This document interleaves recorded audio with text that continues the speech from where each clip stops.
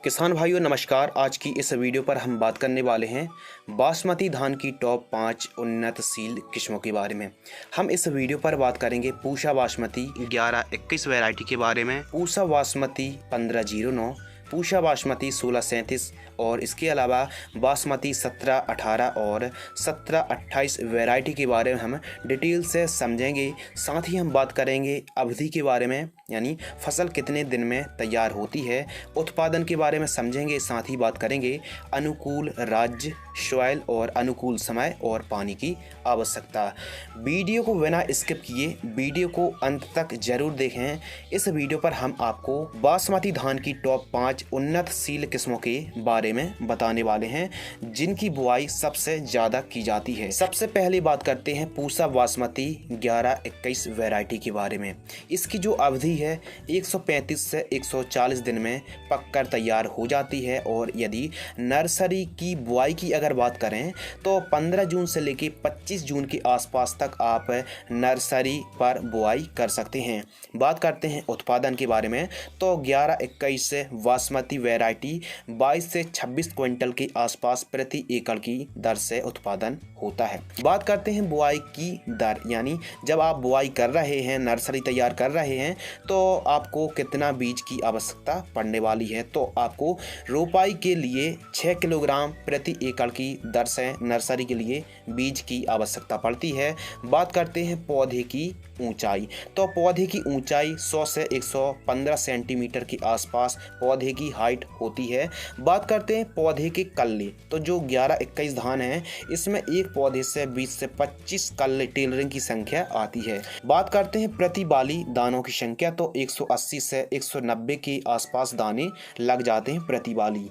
बात करते हैं सॉइल यानी मिट्टी, तो काली मिट्टी, काली दोमट, चिकनी दोमट और भारी मिट्टी पर आप पूसा बासमती 1121 वैरायटी को लगा सकते हैं। इसका चावल सुगंधित एवं अधिक स्वादिष्ट होता है और अनुकूल राज्य हैं जो पंजाब, हरियाणा, उत्तर प्रदेश, उत्तराखंड, बिहार, हिमाचल प्रदेश, उड़ीसा, आंध्र प्रदेश और नॉर्थ इंडिया के अलावा जम्मू कश्मीर पर यह वैरायटी काफ़ी ज़्यादा उपज उत्पादन देती है। इसके अलावा बात करते हैं पानी की आवश्यकता, तो कम और मीडियम पानी पर भी यह भरपूर उत्पादन देती है।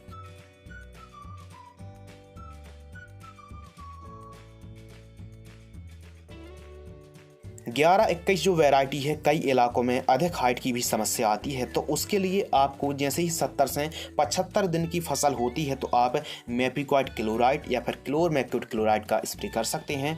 200 ml प्रति एकड़ की दर से स्प्रे कर सकते हैं। पूसा बासमती 1121 IARI यानी इंडियन एग्रीकल्चर रिसर्च इंस्टीट्यूट के द्वारा 2003 में विकसित किया गया था। बात करते हैं नंबर 2 पूसा बासमती 1509 वैरायटी के बारे में, तो इसकी अवधि 115 से 120 दिनों में यह पककर तैयार हो जाती है। अनुकूल राज्यों की बात करें तो हरियाणा, पंजाब, उत्तर प्रदेश, उत्तराखंड, बिहार, हिमाचल प्रदेश, उड़ीसा, केरल, तमिलनाडु और आंध्र प्रदेश के साथ साथ छत्तीसगढ़ पर आप इसकी बुआई कर सकते हैं। बात करते हैं पौधे की औसत ऊंचाई, तो लगभग 90 से 100 सेंटीमीटर के आसपास पौधे की ऊंचाई होती है और यदि फुटाव की बात करें तो 1509 में 1121 की तुलना में अधिक फुटाव आते हैं। बात करते हैं सुगंधित, तो 1121 की तुलना में इसमें जो सेंटेड है थोड़ा सा सुगंधित कम है। दाने लंबे, चमकदार, वजनदार और स्वादिष्ट होते हैं। बात करते हैं उत्पादन के बारे में, तो 1509 का उत्पादन 24 से 28 क्विंटल प्रति एकड़ की दर से उत्पादन होता है। बात करते हैं नर्सरी रोपाई का सही समय, तो जैसे ही आपने नर्सरी तैयार कर ली 1509 की, तो इसका जो सही समय है 1 जुलाई से लेके 15 जुलाई के आसपास पौधे की रोपाई कर देनी चाहिए। रोपाई के लिए 6 किलोग्राम प्रति एकड़ की दर से नर्सरी तैयार करने के लिए सीड्स काफ़ी हैं। बात करते हैं विकसित, तो 19 सितंबर 2013 में IARI यानी Indian agriculture research institute new Delhi द्वारा इसे विकसित किया गया था। जितना ज़्यादा मौसम में ठंडक रहती है उतनी ज़्यादा फसल जोरदार होती है। खासकर जब वेजिटेटिव ग्रोथ होती है तो उस समय मौसम ठंडक यदि रहता है तो बहुत ही जोरदार फसल रहती है और रोपाई का टाइमिंग जो है बहुत ही ज़्यादा ज़रूरी है। यदि ज़रूरत से ज़्यादा हाइट हो जाए 1509 की, या फिर ज़रूरत से ज़्यादा हाइट ना हो तो आप एक काम कर सकते हैं, PGR का भी आप स्प्रे कर सकते हैं। बात करते हैं पानी की आवश्यकता, तो 1509 पर अपेक्षाकृत थोड़ा अधिक पानी की आवश्यकता होती है।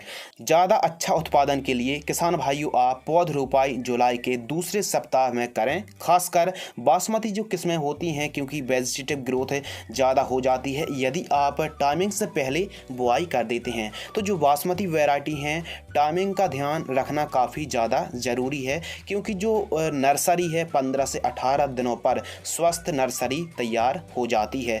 पौधे के कल्ले की अगर बात करें 1509 वैरायटी में, तो 22 से 24 कल्ले फुटाव आते हैं। और यदि मिट्टी की बात करें तो भारी मिट्टी, काली दोमट मिट्टी पर यह वैरायटी काफ़ी ज़्यादा उपयुक्त है। बासमती धान में एक बात किसानों को पता होनी चाहिए कि पूसा बासमती धान की वैरायटी में अधिक कीट, इंसेक्ट और फंगस आते हैं। कीट जैसे fungus, blast, seed blight, rust जैसे खतरनाक फंगस आते हैं। तो इनकी रोकथाम के लिए हर एक नए अपडेट्स के लिए, कृषि कार्य से जुड़ी जानकारी प्राप्त करने के लिए आप इस चैनल को सब्सक्राइब कर सकते हैं। बात करते हैं नंबर 3 पूसा बासमती 1637 वैरायटी के बारे में। तो इसकी जो अवधि है 135 से 140 दिन में पककर तैयार हो जाती है। नर्सरी रोपाई का जो समय है, पौध रोपाई आपको 1 जुलाई से लेके 15 जुलाई के आसपास आपको ट्रांसप्लांट कर देना चाहिए। बात करते हैं उत्पादन के बारे में, तो 1637 का जो उत्पादन है 24 से 25 क्विंटल प्रति एकड़ की दर से उत्पादन होता है। और 1 एकड़ में यदि आप लगा रहे हैं तो नर्सरी के लिए बीज लगभग 6 किलोग्राम पर्याप्त होता है, 5 से 6 किलोग्राम। बात करते हैं अनुकूल राज्य, पंजाब, हरियाणा, उत्तर प्रदेश, बिहार, छत्तीसगढ़, उत्तराखंड, उड़ीसा, आंध्र प्रदेश जैसे राज्यों पर आप इस वैरायटी को लगा सकते हैं। और भी अब तो अन्य राज्यों पर भी आप इन वैरायटी को लगा सकते हैं। ब्लास्ट के लिए यह रेजिस्टेंस वैरायटी है। बात करते हैं पौधे की हाइट, तो जो हाइट है पौधे की, प्लांट्स की, वो मध्यम होती है। प्रत्येक वाली दानों की संख्या 170 से 190 के आसपास होती है।